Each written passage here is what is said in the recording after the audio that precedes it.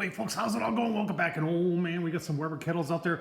Work tables. That's what we're going to discuss today. In fact, we're going to discuss how to refinish that classic wooden work table right there. You can see that's one I built. Tom Horseman YouTube, you want to see this? On my other classic, I did do a refinishing of that. Tom Horseman YouTube. I'll try, if I remember, to leave the video down below on how you can refinish that plastic. It would go same for the plastic you see on some of the Weber gas grills too. And you can make them look like new again. But this time, we've got this old Weber side table, work table as they used to call it, that we did some restoration on. And it came, I got the whole thing as kind of like a package deal. I didn't even know it was in the package when I got this old Weber kettle right here. And when I opened it up, there were some goodies in there. And this was, this is one of them.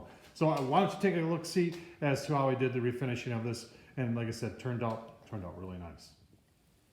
All right, folks, let's start the restoration process here. Now, there isn't a whole, this thing is just basically dirty. There isn't really anything really wrong with it, other than it's been outside and it's been used. So, you know, I just want to, the first thing I did was I just took the shop vac with a coarse brush on it and just try to clean as much loose debris off this. And now we're going to do, we're going to just do some, you know, some fine sanding to see if we can't bring some of this back. Obviously, we've got some grittier areas here. We got to be very careful of the Weber logo.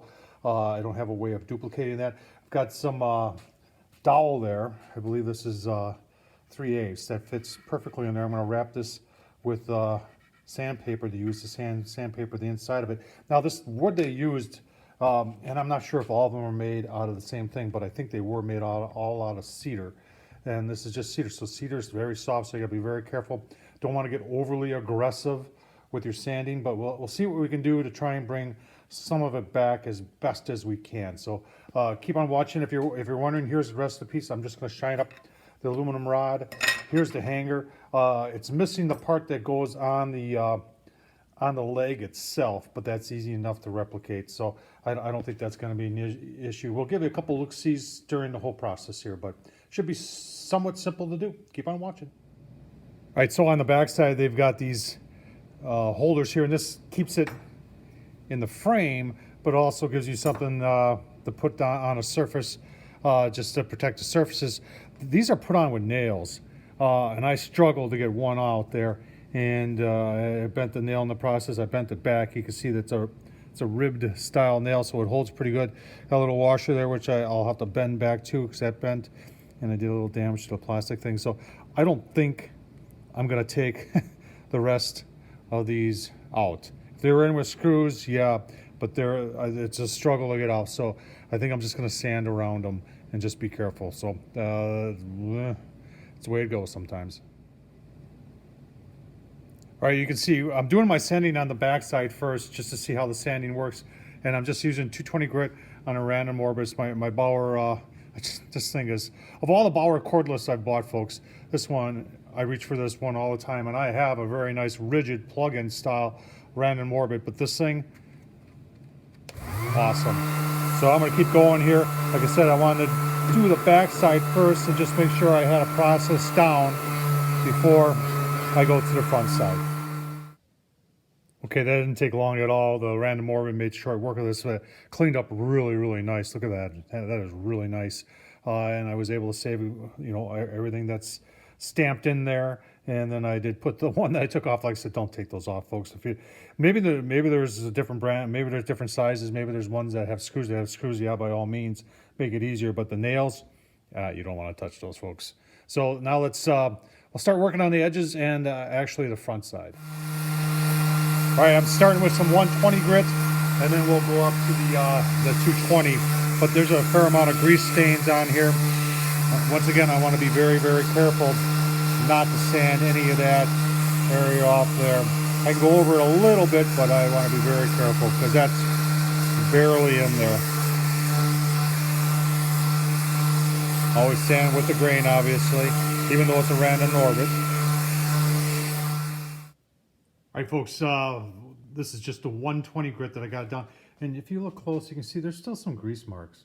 Right there, maybe a little there, maybe right there. I mean, some of this stuff is probably not going to come up. And if you look close, you know, obviously someone was using it as a cutting board. You're not going to get, if you try and get all this up, you're going to leave a little bit of a divot in there.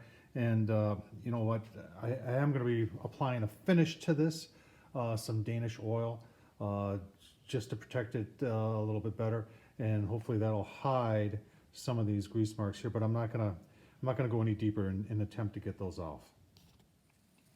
All right, so for the tedious part, I've just got a piece of sandpaper wrapped around that dowel I said, and I'll just sand by hand, turn it. You can see the dirt and everything and grime from years of being used. Just keep on sanding down, and I actually have a little point on my dowel here so I can get a little bit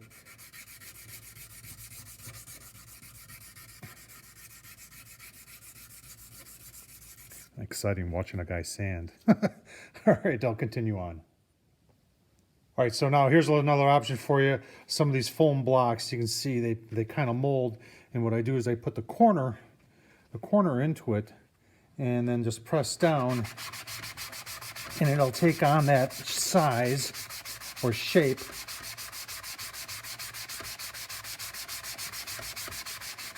And that's looking pretty good.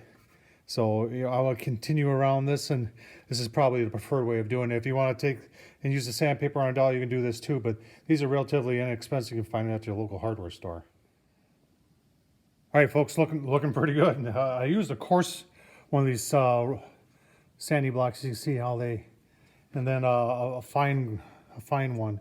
And I tell you what, did a really nice job. Now I'm going to use that same coarse on this outside edge, and then follow it up with the fine grade. Give you a look-see at that. All right, folks, you can see the edges are cleaning up real nice. I'm starting, you know, for some reason, I'm not thinking that this is cedar anymore. In fact, this looks more and more like maple. So I'm gonna Google this, because for some reason I thought these were always made out of cedar. So let me Google this, because I don't think this is cedar anymore. I think this is looks more like maple. But let me Google it and I'll find out for you. Stay tuned for that. All right, got the edges all done, and yeah, it's not cedar.